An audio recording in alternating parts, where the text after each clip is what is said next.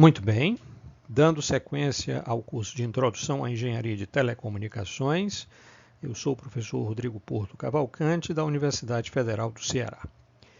Nesta aula falaremos de um assunto diferente daqueles que temos falado até agora.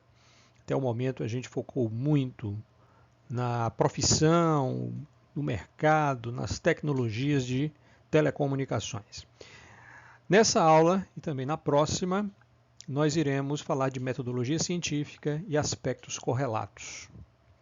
A palavra metodologia nos refere a método, né? Portanto, é a forma como nós organizamos um passo a passo, uma sequência de atividades, e um bom método é um método que nos leva a boas conclusões, a bons resultados.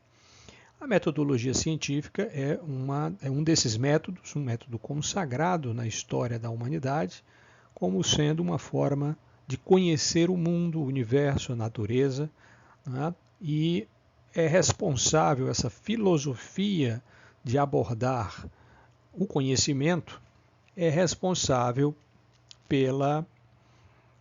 por muito do avanço tecnológico, científico e de conhecimento sobre o universo, o mundo material que nós temos alcançado nos últimos 3 séculos aproximadamente. O método científico, ele nos sugere uma abordagem para a solução de um problema, né? Ou de uma curiosidade, né? Uma curiosidade sobre uma observação. Essa seria provavelmente a forma como um cientista abordaria. Um engenheiro abordaria através de um problema prático. Por exemplo, qual o mecanismo de funcionamento de um dispositivo? Eu tenho essa curiosidade. Eu vejo uma máquina funcionando, né? E eu gostaria de entender por exemplo, qual é o tipo de combustível, qual é o tipo de mecanismo mecânico ou elétrico, eletrônico, enfim, que permite o funcionamento daquela máquina. Ou qual um problema de um sistema que opera diferente do normal. Então tem um sistema que ele tem um comportamento e você observa um comportamento anormal. Então surge uma curiosidade, né? Uma tentativa de descobrir o que é que está acontecendo. Então o método científico ele é muito adequado a esse tipo de situação em que você quer descobrir, você quer explicar, não é? E aí você vai se debruçar sobre essa situação e buscar tirar conclusões. Tá? A gente coloca aqui de uma maneira muito simples o que seria um ciclo que representa o método científico. Tá? Você começa definindo o seu problema de maneira bem específica, bem clara, qual é o seu problema, de uma maneira bem definida. Tá? Pode ser um grande problema que você acabe tendo que quebrar em pedaços menores, em problemas menores, para poder conseguir pensar sobre ele. Tá? Uma vez que você tem o seu problema bem definido, você vai formular uma hipótese, tá certo? Ou seja, nós iremos aqui buscar uma hipotética explicação, né? Uma hipotética explicação para o que está acontecendo, certo? Essas hipóteses podem ser muitas. Por exemplo, o sistema que opera diferente do normal, nós já vamos ver um exemplo, tá? Você pode ter várias hipóteses. O que você tem que fazer é começar pela hipótese mais provável, aquilo que você tem uma percepção pelo seu conhecimento, pela sua experiência, que é o mais provável que esteja acontecendo. A gente começa pelas hipóteses mais simples ou mais prováveis, né? Aquelas que são mais corriqueiras, que já ocorreram antes, não é isso? A gente vai começar por essas porque nós temos uma chance maior de acertar, né? E para isso nós precisamos testar a hipótese. Então você precisa também, quer dizer, uma hipótese só faz sentido no método científico se ela puder ser testada. Se você tiver também um método, uma forma prática de testar a hipótese, né, de verificar se aquela hipótese é verdadeira ou falsa. Né? Você testa a hipótese, isso vai te dar alguns dados associados a esse teste, Tá? Você analisa esses dados e tira conclusões. Tá? A sua conclusão pode ser duas, né? Pode ser: a minha hipótese está correta, eu compreendi, por exemplo, por que o sistema está operando diferente do normal. Tá? E se for um problema de engenharia, não, você vai precisar dar mais um passo. Se for um problema científico, provavelmente você para aqui, porque o seu objetivo é mais de explicar. Né? Mas num problema de engenharia, provavelmente você irá avançar para o próximo passo, que é, uma vez que você tenha a explicação do que está acontecendo, você vai corrigir o problema, né? Agindo na causa do problema. Perfeito? Mas, se nesse ponto você concluiu que a hipótese não se verificou verdadeira, ou seja, a hipótese que você propôs através do teste, ela não se sustentou, a hipótese é falsa, você volta para esse passo. Você vai novamente formular uma próxima hipótese, e você vai pegar a próxima hipótese que você julga mais provável, ou mais simples, ou enfim, você tem um sentimento que, descartada a primeira, essa é a segunda, né, mais provável. E você repete o ciclo, né, e, com sorte, após algumas interações, descartando algumas hipóteses, você chegará na hipótese que você terá segurança, né, de ser a hipótese verdadeira. Tá? Pegando, por exemplo, esse exemplo do sistema que opera diferente do normal. Tá certo? Vamos ver um exemplo, então. Por exemplo, considere o seguinte problema: eu não consigo me conectar à rede sem fio de minha residência quando estou no jardim. Tá certo? Será que esse problema se enquadra na ideia de método científico, ou seja, de um problema que possa ser resolvido pelo método científico? Né? É um problema bem prático, um problema que está bem definido. Né? Eu vou para o jardim e não me conecto à rede sem fio. Fico sem cobertura, né, lá do sinal sem fio. Ou fico sem conexão. Começo a pensar em ideias. Né? Aparentemente, sim. A gente pode dizer que esse é um problema que o método científico pode nos ajudar a resolver. É claro que eu estou colocando um problema muito simples, né? Mas é ilustrativo. Os problemas podem ser bem mais complexos, evidentemente. Então, como é que nós aplicaríamos o método científico, né? Bom, nós precisamos formular uma hipótese, né? O que é que pode estar causando a falta de conexão, a falta de conectividade lá no jardim? Tá? Bom, você pode começar pensando numa hipótese muito óbvia, mais provável, que simplesmente o sinal de rádio do seu roteador Wi-Fi ele vai enfraquecendo com a distância. Esse é um fenômeno físico que faz parte da propagação de ondas eletromagnéticas, né? E no local em que você se encontra, lá no jardim, o sinal ele já está muito fraco, está abaixo do mínimo necessário para estabelecer uma conexão. Ou seja, em outras palavras, você não tem cobertura de sinal no jardim. Provavelmente, essa é uma explicação muito, digamos assim, comum, né? E tudo leva a crer, se você imaginar, você começar a pensar, não, meu roteador está lá na entrada da casa, eu estou nos fundos, tem aqui uns 20 metros de distância com obstáculos, então, muito provavelmente eu estou sem sinal, enfim. Né? Bom, essa é uma hipótese. Você, então, vai fazer o teste. E o teste é muito simples, né? Se você tiver com um equipamento, seu laptop, seu tablet ou seu smartphone, você tem condições de, através de algum aplicativo, ou através do próprio sistema operacional, tentar medir a força do sinal Wi-Fi daquela rede Wi-Fi que você está tentando se conectar, né? E aí você vai ter duas possibilidades ou três. Você pode sequer detectar a rede, o que já é um sinal, né, de que o sinal é uma indicação que o sinal não chega naquele local, ou você detecta a rede, mas num nível de sinal muito baixo, próximo do limite, o que acaba gerando uma velocidade extremamente lenta e praticamente sem condição de uso na transferência de dados, no acesso à internet. Tá certo? Então, os dados necessários, o procedimento é rodar um aplicativo que levante a força de sinal, que detecte as redes sem fio presentes naquele local, no caso no jardim, e apresente a força de sinal dessas redes. Né? Você vai procurar, obviamente, aquela rede que você controla, que você instalou, que você tem acesso.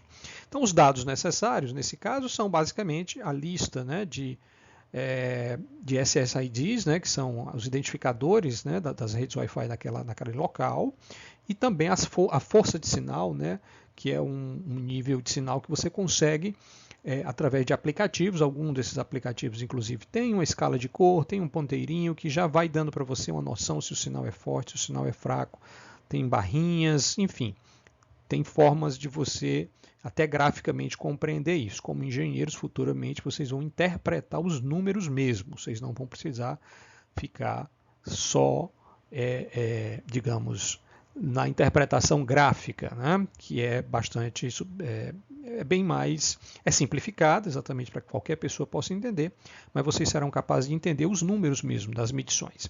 Mas, por enquanto, o dado que você precisa basicamente é isso, é a lista de redes Wi-Fi que está disponível, mais a medida da força do sinal. Tá certo? Bom, então, nesse ponto aqui, se você não detecta a rede, né? Ou se você detecta a rede com um sinal muito fraco, né, você tem duas situações aí que sugerem, né, que você está muito distante do roteador. Então, o que fazer caso a hipótese se confirme? Se for isso, você confirma isto, né, que você tem, digamos, uma confirmação que é a falta de sinal, a falta de cobertura, né, em função da distância, né, que é o fator decisivo aí que enfraquece o sinal de um transmissor de rádio. O que fazer? Né? Então, é aquela última parte lá do problema de engenharia. Né? Vamos atuar para resolver o problema. Né? E aqui você terá algumas opções. Né? Você pode mover o roteador para uma região mais central da residência, que fique mais equidistante, né, de todas os locais, os cômodos que você quer ter acesso à internet, por exemplo. Você pode usar também um equipamento chamado de repetidor, que atua como se fosse uma espécie de ponte de ligação, você instalando o repetidor a meio caminho, né, entre o roteador e o seu jardim. Ele vai receber o sinal ainda forte no meio do caminho, reamplifica e transmite novamente, e o sinal então vai chegar mais forte lá no seu jardim. É outra possibilidade. Tá? Mas digamos que você, nesse procedimento de teste, os dados que resultaram do teste é que não, a rede sem fio da sua casa, ela chega no jardim e com um sinal forte.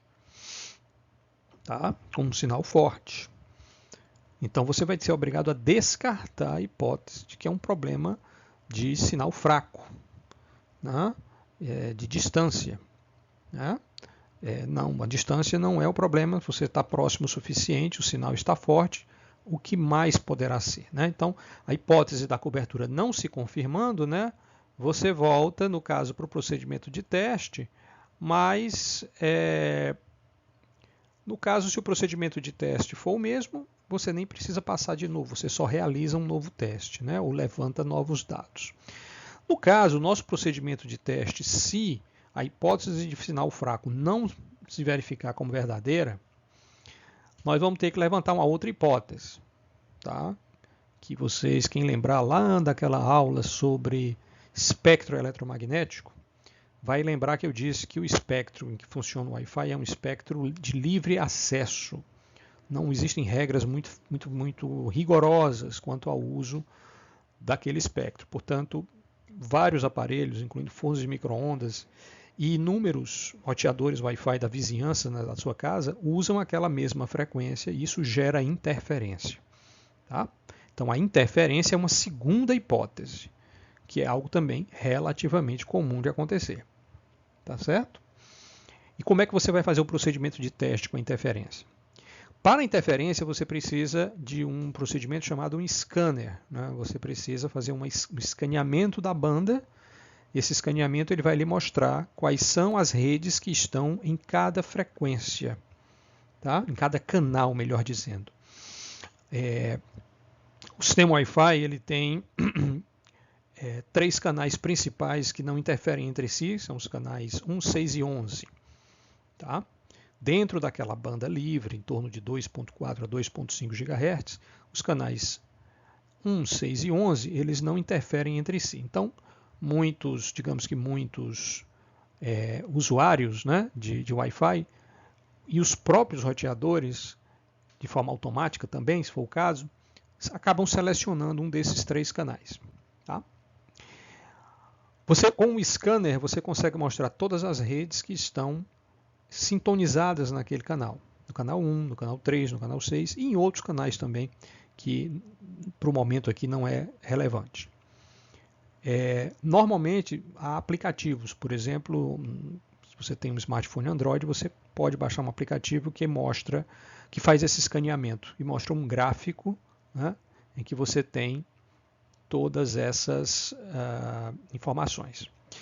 O que você vai procurar? Primeiro, você vai identificar qual frequência, qual canal a sua rede está sintonizada. Pode ser um desses 3.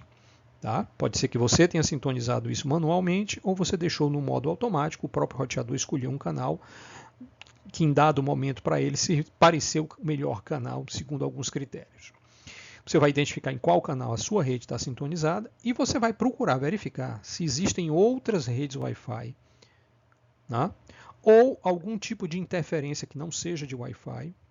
Tá? Essa é mais difícil, eu vou deixar para a última hipótese, tá bom?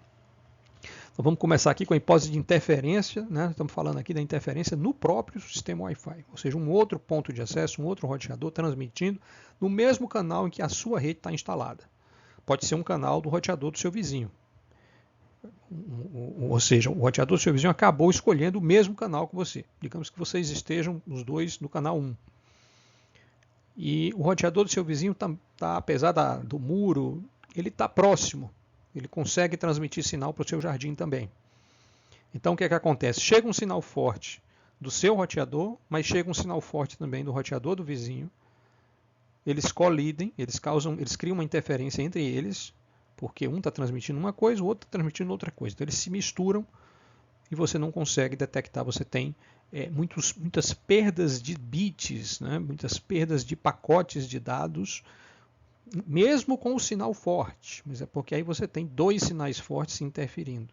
Tá certo? Você vai observar isso olhando o scanner e vendo, opa, tem uma rede, tem a minha rede, tem uma outra rede aqui de um vizinho com um sinal forte, pode até estar com um sinal mais forte que o seu, pela localização, e é isso que está impedindo que eu, acesse a internet com velocidade, com qualidade.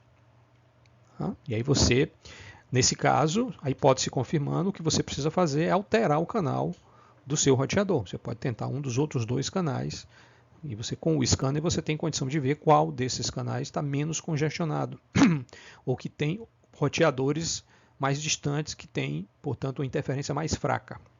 Tá bom? Bom, finalmente, se essa hipótese também não se confirmar, aí você começa a entrar no terreno das hipóteses mais raras e mais complicadas. Né? Mas esse é o método científico. Você vai eliminando as hipóteses mais prováveis e vai se aproximando de hipóteses menos simples, mais complexas, mais raras. Né?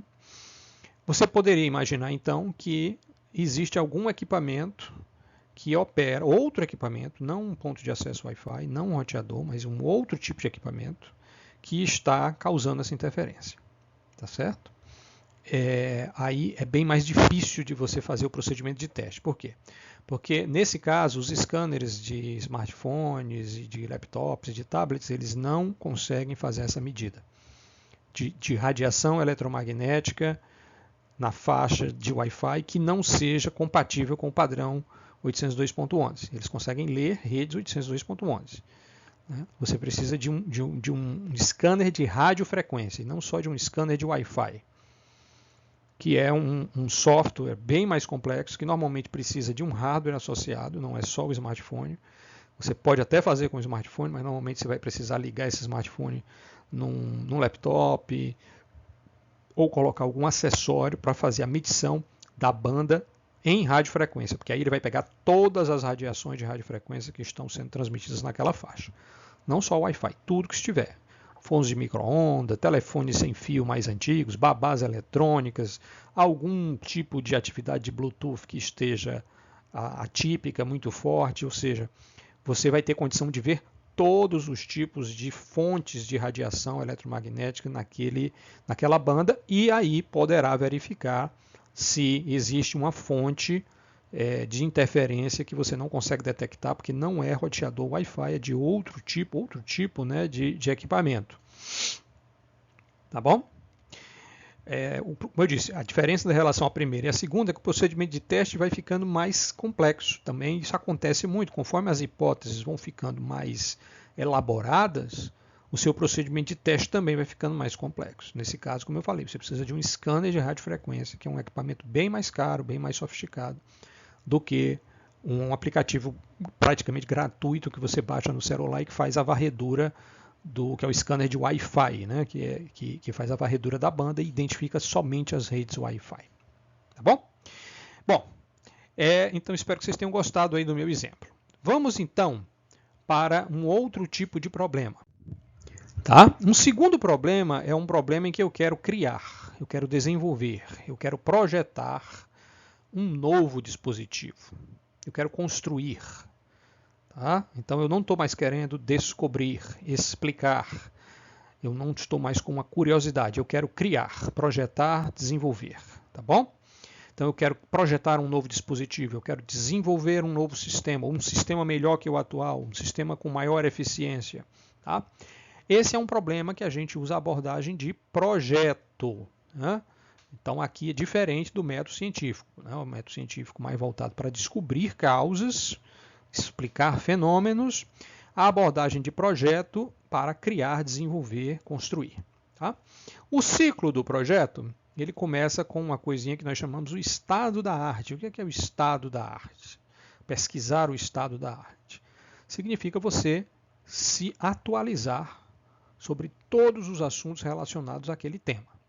Tá? Então, se você vai projetar um novo telefone celular, se você vai desenvolver um novo roteador Wi-Fi, você precisa começar entendendo o que há de mais moderno, né, naquela tecnologia, porque você precisa entender bem essa tecnologia para você poder criar algo melhor. Né? Tá bom? Ah, professor, eu vou criar uma coisa completamente nova, disruptiva, que não existe na humanidade, eu vou criar o teletransporte. Né? Bom, aí tudo bem. Aí você talvez não tenha um estado da arte para pesquisar, porque não há nada, né, concretamente, a não ser ali alguns fenômenos quânticos, né, ainda muito incipientes, que permita você teletransportar, né, objetos materiais macroscópicos. Então, pode ser que você possa até pular esse passo, mas na vida cotidiana e para os mortais, engenheiros mortais do dia a dia, você normalmente precisa, sim, estar por dentro da última tecnologia para que você possa começar a trabalhar em cima de alguma proposta de inovação, de melhoria, né, de construção de algo melhor, mais eficiente, etc. Bom, uma vez que você está por dentro do assunto, você está um especialista no tema, você vai para o passo seguinte, que é definir requisitos e restrições. Tá? Requisitos e restrições. Nós já tivemos uma aula, né, sobre gestão de projetos. Lembram? Requisitos e restrições têm a ver com gestão de projetos. Né? Significam quais são as características. Vamos falar de escopo. Né? Lembram do escopo? O escopo ele especifica o que nós desejamos construir em detalhes. Né? Não só o que nós desejamos construir, mas qual é o desempenho que você aguarda, que você espera. Esses são os requisitos. Qual é a performance? Eu quero um telefone celular 6G que seja 10 vezes mais veloz que o telefone celular 5G. Pronto, você definiu um requisito. Requisito de desempenho na velocidade de transmissão de dados. Tá bom?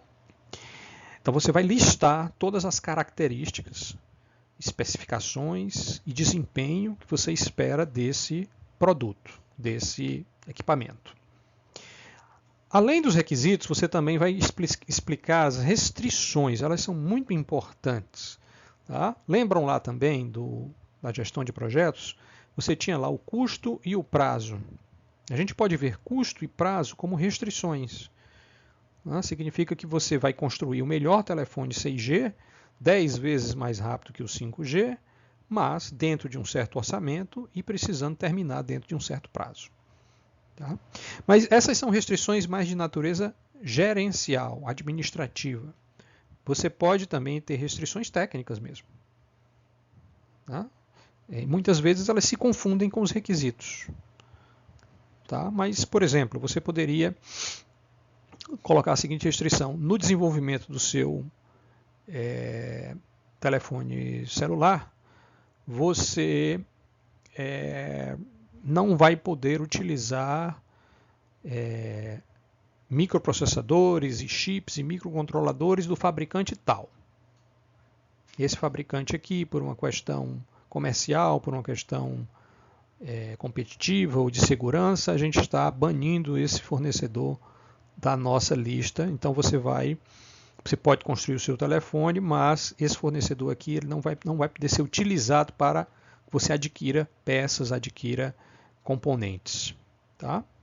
Então isso não é um requisito, é realmente uma restrição. Né? Está lhe dizendo, está restringindo as possibilidades, né, de solução que você vai propor. Então isso é importante, né, esse passo aqui, porque ele amarra as pontas do seu projeto. Ele diz o que é que você precisa criar, quais são as características dessa criação, qual é o desempenho e quais são as coisas que você não pode fazer ou que você tem que respeitar. São as restrições. Passo seguinte, avalie alternativas de solução. Uma vez que você tem requisitos e restrições definidos, chegou a hora agora de pensar, como equipe, normalmente uma equipe, né? Quais são as opções que nós temos para construir esse telefone? Né? Quais são os tipos de antenas? Quais são as modulações? Quais são as faixas de frequência? Alguma nova tecnologia de comunicação que o 5G não levou em conta que nós possamos avaliar e incorporar? Né? Ou seja, você vai agora, talvez um trabalho técnico mais complexo, né?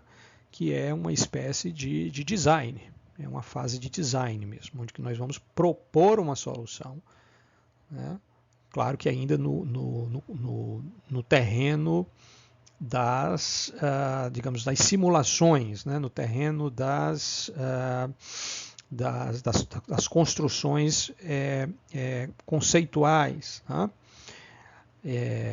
Por exemplo, você tem um software chamado CAD, uma classe de softwares, na verdade, CAD, né, que é o desenho auxiliado por computador. Então, no CAD você consegue fazer, por exemplo, desenhos de equipamentos, de peças. Você pode fazer o desenho, né, físico de um telefone celular com as suas dimensões. Né, e você pode começar a ter visualizações virtuais, né, em 3 dimensões. Né. Você também tem softwares que permitem você construir um circuito eletrônico virtualmente, né, no computador e simular esse circuito. Ou seja, você tem ferramentas, você vai precisar de ferramentas aqui, né, criatividade, ferramentas, conhecimento, e considerando o estado da arte, considerando requisitos e restrições, você vai propor uma solução que atenda requisitos, restrições, que melhore o estado da arte. Proposta uma solução, essa solução sendo aceita, né, sendo considerada viável, você vai para a etapa de construir um modelo ou um protótipo. Né? Então, se nós criamos ali um conceito de telefone celular 6G, nós vamos construir um primeiro telefone, um protótipo. Certamente esse protótipo ainda pode ter algumas falhas, pode ter ainda algumas características não ideais. É exatamente por isso que ele se chama protótipo, porque nós vamos utilizá-lo para testar a nossa solução. Tá? E aí, existe aqui uma espécie de ciclo, tá? Entre esses dois passos aqui. Né? Constrói o protótipo, tá? Aí vai para o passo seguinte, que é testar o modelo ou o protótipo. Se der algum problema aqui, você volta a rever a construção, e se não for um problema de construção, você volta e propõe uma nova alternativa de solução, tá? Então você tem essa ida, mas também você pode ter essa volta aqui, tá certo? Então, recapitulando, você propõe uma solução, você constrói um modelo ou um protótipo, testa. Quando você testa, obviamente, você está o quê? Buscando o quê? Os requisitos foram alcançados? Eu consegui 10 vezes mais velocidade do que o 5G? Não consegui. Será que foi uma falha na construção do protótipo? Vamos ver, pode ter sido. Se foi, a gente corrige a construção, testa de novo. Não, o protótipo foi construído corretamente. A questão é que a solução proposta, a gente descobriu, avaliando melhor o protótipo, que a solução proposta ela não vai conseguir alcançar esse requisito. Então a gente volta para o começo, volta para a primeira etapa e vai pensar em uma nova solução e começar de novo esse ciclo, né, de construir protótipo, testar e assim por diante, até que você chegue num protótipo ou num modelo que alcança os requisitos, que entrega o que foi pedido. Tá certo? Que é o último passo aqui. Ou seja, verifique se os requisitos foram atendidos. E a gente encerra aqui, supondo que foram atendidos. Tá certo? Então, esse é basicamente um ciclo, né? Evidentemente que ele coloca a possibilidade também de você voltar para a estaca zero, aqui. Tá? Se você, depois de muitas interações, né? Muitas alternativas de solução, muitas verificações de requisito, você conclui por inúmeras tentativas que você não consegue alcançar o requisito de 10 vezes a velocidade, então você tem que voltar, tá, para passos mais atrás ainda. Por exemplo, você pode relaxar esse requisito. Não, 10 vezes não dá. Vamos trabalhar com uma coisa mais modesta, menos ambiciosa. Tá certo?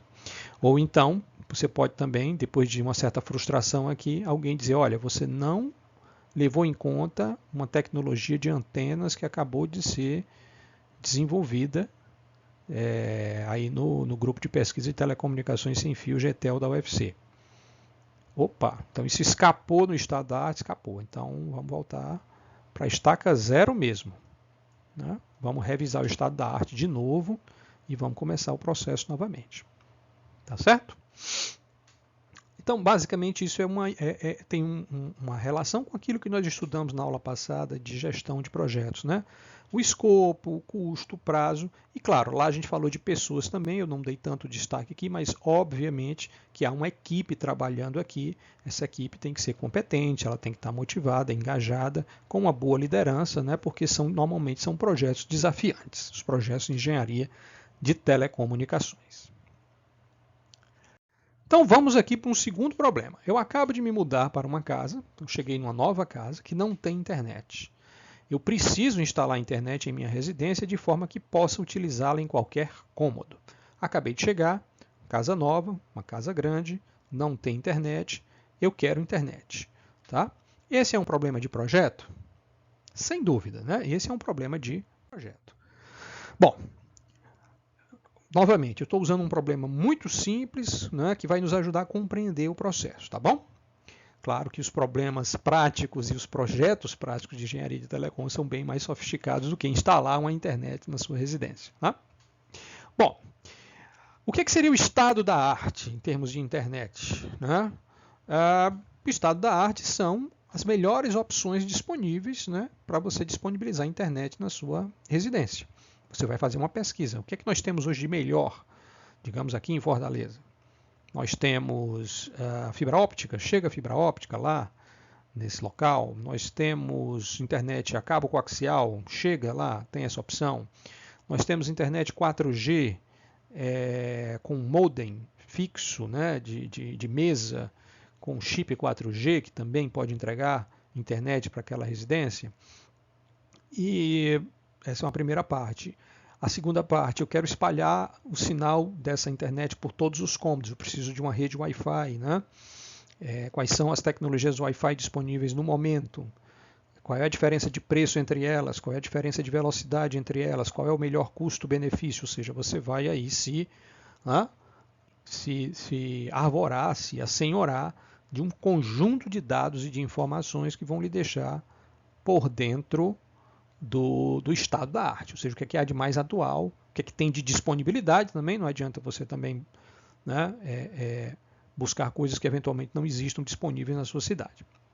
Bom, você tem que olhar também o seu lado, o que é que você quer? Qual é a velocidade que é satisfatória para você?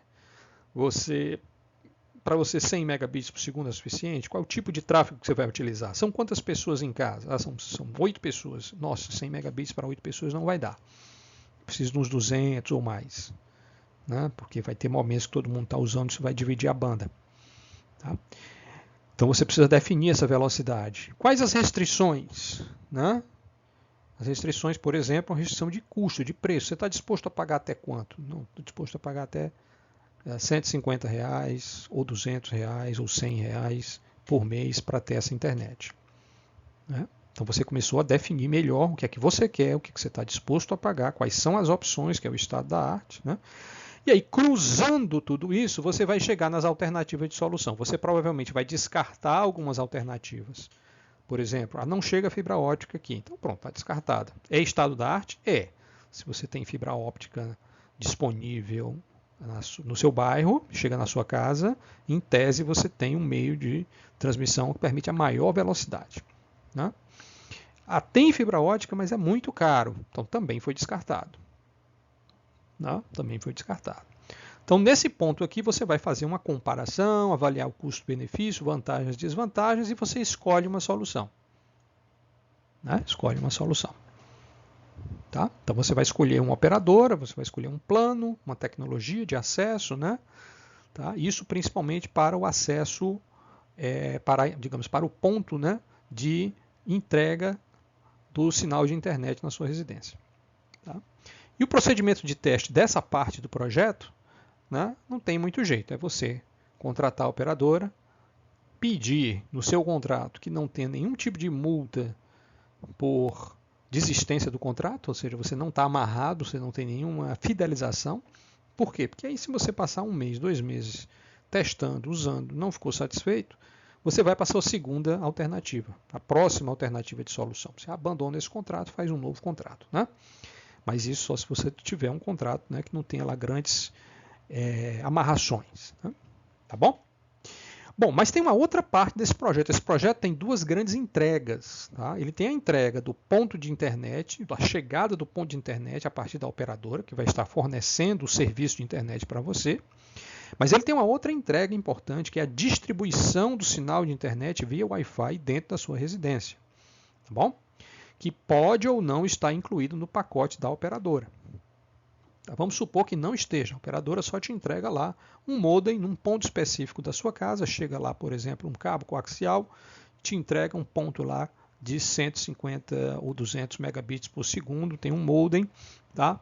E é um modem sem Wi-Fi. Ele simplesmente é um modem, tem uma saída e o técnico diz, bom, você quer Wi-Fi, é com você.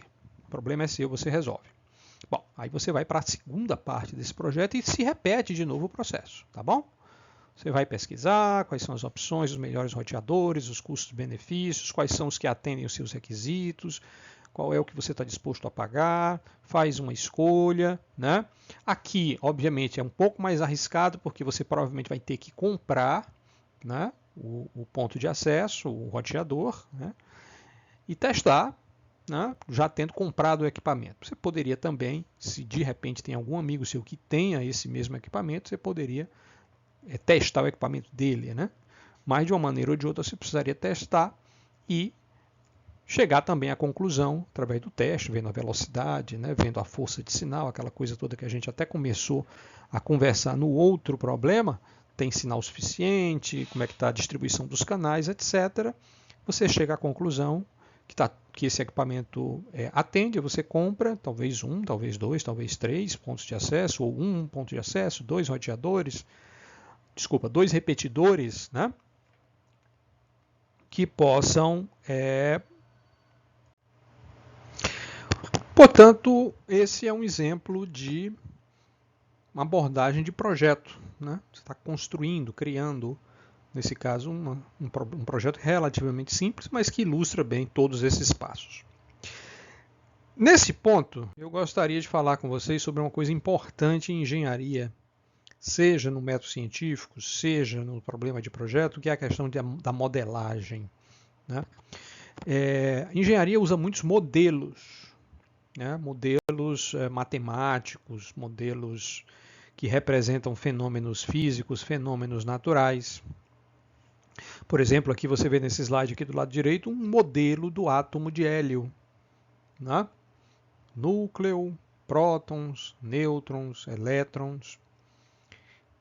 Isso é um modelo, né? Ele está desenhado, ele é uma representação simplificada de uma realidade mais complexa, né? A gente hoje sabe que o átomo é mais complexo do que esse modelo que está apresentado aí. Mas para muitos estudos, para muitos projetos, esse modelo é suficiente. Ele ajuda a gente a projetar um equipamento que, por exemplo, utilize o hélio como algum tipo de combustível, tá? Ou ele ajuda a gente a explicar certas interações químicas do átomo do hélio com outros átomos na formação de moléculas, tá certo? Ou seja, o modelo ele pode ser mais preciso ou menos preciso, mas ele tem que ser útil, tá certo? Ele tem que ser útil, tá bom? Nessa figurinha de baixo aqui, tem um estudo que foi feito correlacionando o índice de massa corporal com o colesterol, né? Os estudiosos observaram que tem uma tendência aqui de crescimento. Conforme aumenta o índice de massa corporal, aumenta o nível de colesterol. Tá? O que é que eles propõem, então? Eles propuseram uma reta, uma equação de reta, em que o y é função de x. Tem aqui coeficientes, um valor, uma constante mais um alfa vezes o x. Né? O y igual a uma constante mais alfa x. E você consegue calcular esse alfa com base nesses dados que foram levantados. Tá? Você consegue propor aí uma equação de reta que fica, digamos, a meio caminho de todos esses pontos, procurando ser uma linha de tendência geral que pega o comportamento médio dessa tendência de crescimento. E a partir daí, você pode dizer, olha, a relação entre massa corporal e colesterol é dada por essa equação. Tá? O que a gente está vendo claramente é que a equação, isso não é um fenômeno determinístico, né? Que o sujeito tem massa corporal 28 vai ter colesterol 210. Não é assim. Você vai ter indivíduos que vão ter um pouco a mais, indivíduos que vão ter um pouco a menos, né? Mas tem ali uma zona, uma região em torno, digamos, de 210 que se encontram os indivíduos que têm esse índice de massa corporal. Pode ser que tenha um caso ou outro extremo. Mas, no geral, digamos, o comportamento é esse. Então, a equação, ela simplifica, porque você pode, por exemplo, dizer, digamos que o colesterol máximo aceitável seja 200. Então você vai ter que ter um índice de massa corporal máximo de 27. Quem tem índice corporal acima de 27, provavelmente está com colesterol preocupante. Então, vá fazer um exame para medir. Né? É um modelo. No caso aqui, para uma questão de saúde e tal. Né? Tá bom? Então, o modelo ele tem que ser útil, tá? Prático, útil. Ele tem que ser, obviamente, mais simples do que o fenômeno. Né? Se você vai modelar o átomo, não adianta você fazer um modelo que é mais complexo do que o átomo verdadeiro, isso não faz sentido. Né? Justamente para que você, com essa simplificação, você consiga trabalhar de maneira mais... digamos assim, você consiga resolver problemas e fazer análises de uma maneira que pode não ser tão precisa, mas o nível de precisão que você alcança é suficiente para os propósitos do projeto ou para os propósitos daquela análise, tá bom? Então, o grau de precisão varia, sabendo-se que quanto maior a precisão, normalmente mais precisão do modelo, mais complexo é esse modelo, tá? Né? É uma consequência. modelos que são cada vez mais próximos do fenômeno real serão modelos cada vez mais complexos, porque eles vão ter que levar em consideração um número maior de fenômenos, de interações, de partes, né, do que um modelo mais simples. A questão é, precisamos de um modelo tão complexo? No caso do modelo do átomo de hélio aqui, mostra que em muitas situações um modelo simples será suficiente para explicar fenômenos e permitir que a gente trabalhe, por exemplo, né, na criação aqui no caso, de moléculas, de substâncias. Tá bom? Mas vamos ver aqui um exemplo de um modelo bem complexo. Isso aqui é um simulador de voo que é utilizado para o treinamento de pilotos. Tá? Então é um simulador de voo profissional, né?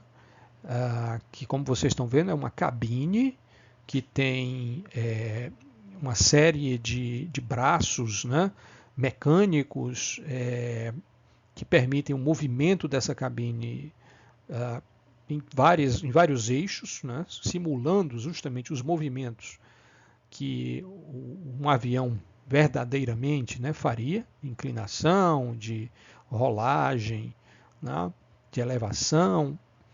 Tá?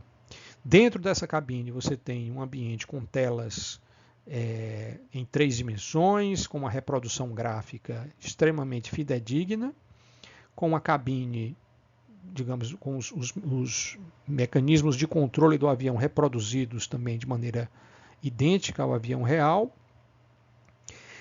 Mas, além de todo esse hardware aí, né, que vocês estão vendo, as telas, os controles, a cabine, os braços mecânicos, você tem que ter um modelo aerodinâmico. Como é que um avião voa? Como é que ele interage com o ar, com as nuvens, com turbulências? Né?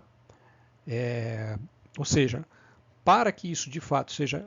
Não adianta todo esse hardware se você não tiver um modelo físico, um conjunto de equações que relacione, né, o movimento de um avião no ar, né, e a sua interação nas mais diversas situações, o impacto do vento, vento de cauda, vento de proa.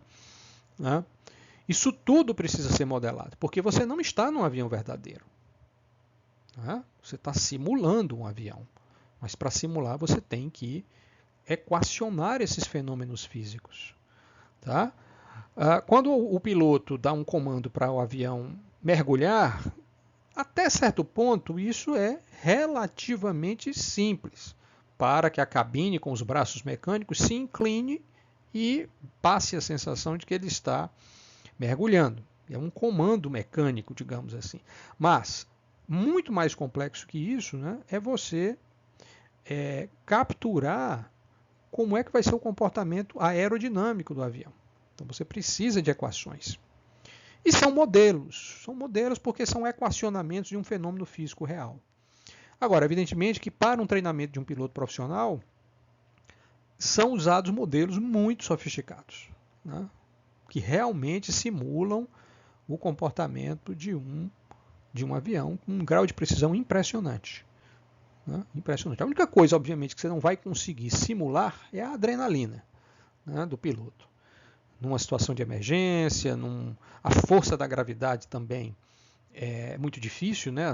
Os aumentos de força de gravidade com movimentos mais bruscos ou a ausência de gravidade, né, ou a redução de gravidade quando o avião passa de uma zona de baixa pressão, enfim.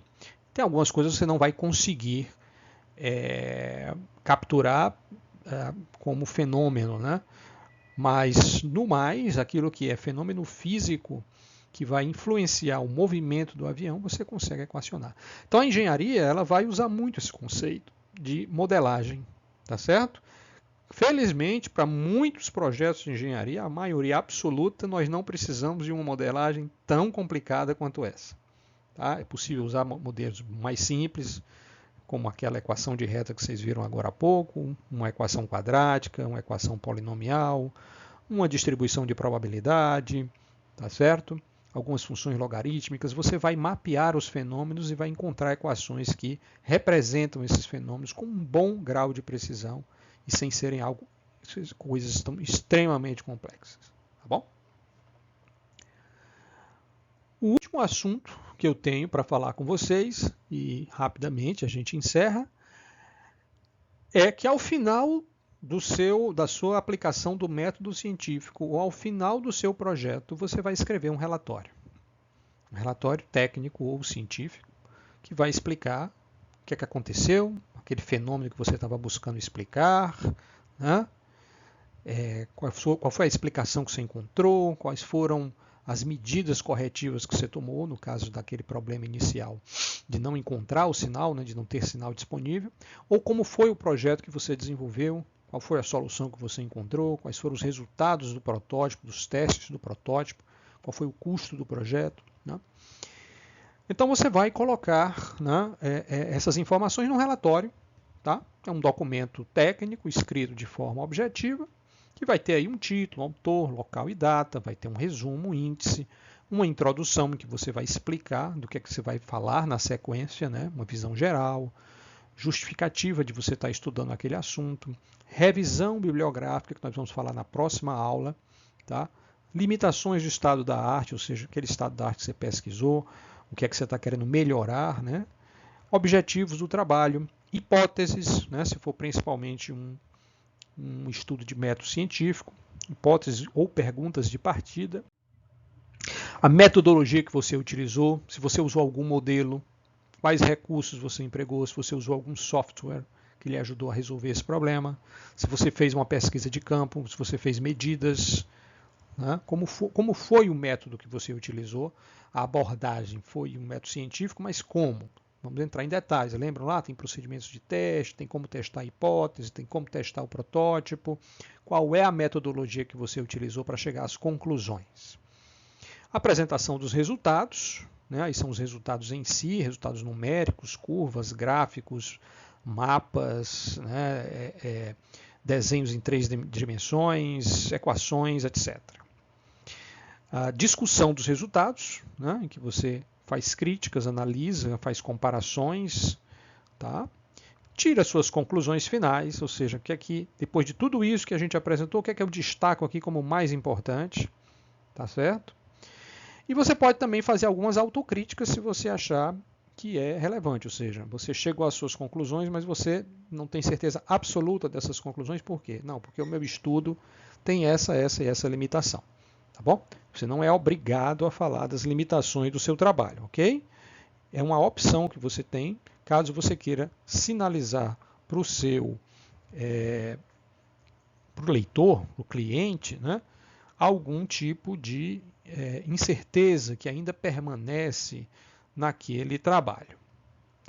Perspectivas de estudos futuros, ou seja, se você vê a possibilidade de uma continuidade desse trabalho, de uma segunda fase, de uma segunda rodada, de um aprofundamento, tá bom? E as referências bibliográficas, como eu falei antes, que nós vamos discutir na próxima aula, tá bom? Esses relatórios vocês vão aprender a fazer aos poucos, né? Inclusive, no próprio curso de Engenharia de Telecom, vocês vão ter momentos que vocês vão desenvolver relatórios para as disciplinas, né? Então, vocês vão pegar aos poucos a manha, tá certo? Mas essa é uma estrutura geral, tá? Do slide anterior e deste slide, tá bom? E na próxima aula, nós falaremos das referências bibliográficas e daremos mais algumas considerações sobre essa questão de como escrever um bom relatório, tá bom? Ficamos por aqui e até a próxima.